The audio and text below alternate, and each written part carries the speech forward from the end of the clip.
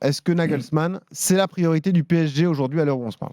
Il fait partie des entraîneurs que le Paris Saint-Germain suit depuis de longues semaines. Il y en a eu pas mal et on les a égrenés ici sur RMC Sport. Il y avait notamment Xabi Alonso il y a encore quelques jours, mais aujourd'hui c'est vrai que c'est l'entraîneur. Si on devait donner un nom d'un entraîneur qui sera peut-être sur le banc de touche du Paris Saint-Germain dans les prochaines semaines, ce serait Julian Nagelsmann. Ce n'est pas fait, il n'y a pas d'accord.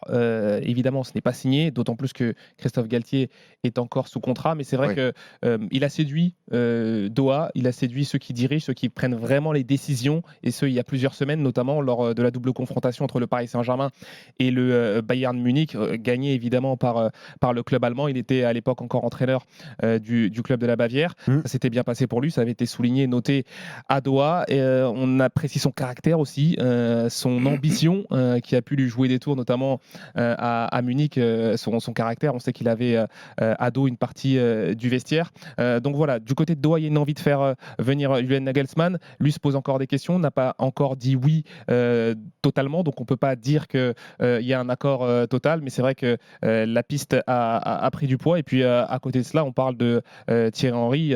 J'imagine qu'on allait y venir, Benoît. Ah oui. Titi Henry, c'est un nom qui a été donné. Alors Henry, l'info qui commence à sortir, c'est que Henry pourrait être l'adjoint de Nagelsmann à Paris. C'est effectivement, ça, hein. Et cette info, on ne la confirme pas pour le moment. On ne la confirme pas, effectivement, Thierry Henry. Après, ça aurait, j'allais dire, ça aurait du sens. En tout cas, Thierry Henry, il a dans le vestiaire des joueurs qui l'apprécient énormément, Kylian Mbappé, mais pas que, et ça pourrait permettre, si c'était le cas, de fluidifier un petit peu les relations entre tout le monde. On sait que l'un des points qui interroge notamment aussi à Doha, c'est la capacité de Julian Nagelsmann à vivre dans le vestiaire et à bien vivre dans un vestiaire qui est quand même assez particulier. Il ne l'avait pas réussi à le faire au Bayern Munich. Beaucoup de joueurs l'avaient un petit peu dans le viseur.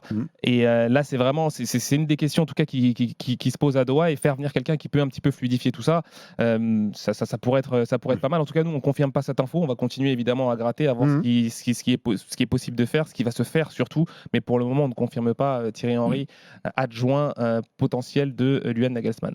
Roland, ta première réaction quand tu entends dire que Nagelsmann est la priorité, serait la priorité du PSG pour remplacer Galtier? Déjà, je pensais que c'était une blague. Donc, on n'est pas le 1er avril, Roland. Après avoir dit 7 à 8 fois, bon, allez, arrête tes conneries, dis-moi la vérité. Coulisses, c'est comme ça que ça s'est passé lorsque Roland est arrivé au bureau. Dis-moi la véritable piste. Là. Et en plus de ça, j'ai essayé de comprendre pourquoi je pensais que c'était impossible. C'est tout simplement parce que si tu as des difficultés dans le vestiaire du Bayern Munich, dans un endroit quand même où on parle ta langue maternelle, donc tu vas pas avoir de difficultés dans un vestiaire que tu parles pas, tout au moins tout de suite, la langue française. Ça me paraît être indispensable, même s'il y a pas mal d'étrangers. La communication dans un vestiaire, sincèrement, je trouve que c'est très important. Et c'est pas son point fort, lui. Et là, je pensais justement, mais tu viens de me le dire, d'après tout ce qu'on a pu entendre, et on a un petit peu des oreilles de partout, y compris du côté du Bayern Munich, où j'ai eu pas mal de connaissances de Français qui ont eu le plaisir d'être dans ce vestiaire de ce grand club. Donc, je pensais sincèrement que c'était une blague. Maintenant, il y a tellement de surprises dans le football. Entre le fait que je pensais que c'était une blague et le fait que ce gars-là va peut-être réussir, ben ça déjà, on attend de voir avec qui il vient, on attend de voir qui sera son adjoint. Le staff, on ne les connaît pas, mais je pense que bon, on a quand même des personnes ici qui nous expliqueront un petit peu comment ça va se passer. Et ensuite, et surtout, je l'ai gardé pour la fin, les choix de recrutement pour mettre en place un équilibre qui n'a pas été le cas cette année. Campos l'a même reconnu chez nous. Mais bon, des garçons comme Campos, ils sont suffisamment expérimentés pour ne pas recommencer des erreurs qu'il y a pu y avoir au dernier mercato. Je dis au dernier mercato au pluriel. Mercato d'été, mercato d'hiver. C'est la question qui se pose. On rappelle que Luis Campos est conseiller sportif du Paris Saint-Germain. Quel est le processus de décision pour désigner le futur coach ? Fabrice, qui décide? Est-ce que c'est uniquement justement Nasser Al-Khelaifi et l'émir qui décide du futur entraîneur? Est-ce que Campos a son mot à dire? Est-ce qu'on a des idées là-dessus? Historiquement, c'est Doha qui a toujours choisi les entraîneurs. Et quand je dis Doha, c'est l'émir du Qatar avec les conseils évidemment de Nasser El Khelaifi. Ça a pu arriver de temps à autre que ce soit le directeur sportif, le conseiller sportif, en l'occurrence le conseiller football, Luis Campos, lors de la saison précédente, avec ce choix de ramener Christophe Galtier, avec qui il avait déjà travaillé à Lille. Là, il semble quand même que ce sera un choix de Doha, hein. Toutes les informations et toutes les remontées qu'on a nous indiquent et nous font penser que ça va être un choix principalement fait par Donc l'émir c'est du un Qatar, choix ses imposé à conseillers, Campos. Alors. avec Nasser El Khelaifi. Alors, imposé, il faudrait voir dans quelle mesure Luis Campos souhaite travailler avec Julian Nagelsmann, si c'est Julian Nagelsmann qui vient. En tout cas, c'était pas forcément dans l'idée, dans sa shortlist à lui. Julian Nagelsmann n'arrivait pas dans les 2-3 premiers.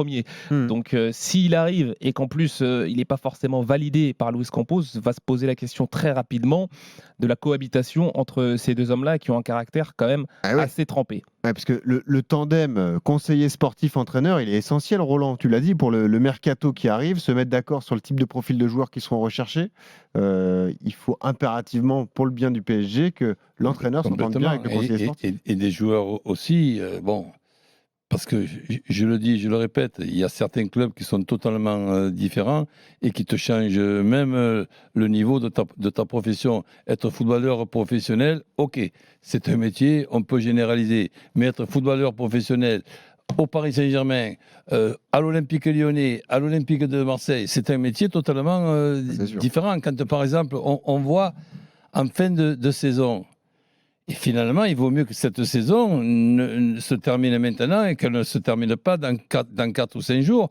Parce que finalement, tu as plus de joueurs à l'infirmerie presque que des joueurs opérationnels. S'il restait 2 journées, je pense que Paris n'était pas... Il n'y a qu'un point d'avance au final. Il y a quand même un truc là qui normalement, et là j'en suis sûr, va faire réfléchir les responsables du Paris Saint-Germain pour ne pas renouveler les mêmes conneries. Des erreurs, on en fait tous. Mais le principal, c'est que ça serve. Roland, juste un mot sur la rumeur, comme ça, la rumeur Thierry Henry qui pourrait être adjoint potentiel de Julian Nagelsmann. Comment tu trouves cette idée? Je pensais que c'était une deuxième blague. C'est-à-dire, j'ai dit, bon, c'est pas la fête des mères, c'est la fête des blagues. Donc, tu t'es dit, ils ont réussi à me faire avaler Nagelsmann, Henry, ils veulent vraiment se foutre de moi. Quand vous me l'avez dit là, au 3e étage, j'ai dit, bon, ça va. Avec Nagelsmann, d'accord, maintenant, tu me dis. Info qu'on ne confirme pas. Pour le moment, en tout cas. Thierry Henry, j'ai dit, bon, allez, ça va, allez, arrêtons. Mais attends, ça ne veut pas dire, premièrement, que ça ne serait pas possible. Et comme je te dis, le football réserve des surprises. Il n'a jamais été pratiquement au numéro 1 d'un projet pour prendre le projet au départ. Quand on lui a donné le rôle de numéro 1, c'est en cours de saison. Monaco. Déjà que c'est difficile le métier d'entraîneur. Si en plus tu découvres le métier d'entraîneur dans une situation qui est en cours de saison pour être un petit peu le sauveur ou le pompier, tu peux l'appeler ça comme tu veux, c'est quand même ça le problème. Mais que Thierry Henry puisse faire un futur très bon entraîneur, je dirais pourquoi pas, mais c'est pas aujourd'hui comme pour le savoir. Et il a connu ce rôle d'adjoint avec la Belgique pendant de nombreuses années, évidemment. Oui, mais tu t'imagines la différence qu'il y a entre adjoint d'une sélection, quand tu as 10 matchs par an, et adjoint d'un effectif aussi important et un club aussi important que le Paris Saint-Germain, avec des matchs tous les 3 jours régulièrement. Si vraiment c'est ça l'attelage avec Nagelsmann, Thierry Henry, potentiellement Luis Campos, il va falloir quand même se poser la question de l'ego. Ah oui, ça c'est vrai, c'est un point important soulevé. Ça va être quand même, ça peut être problématique assez rapidement.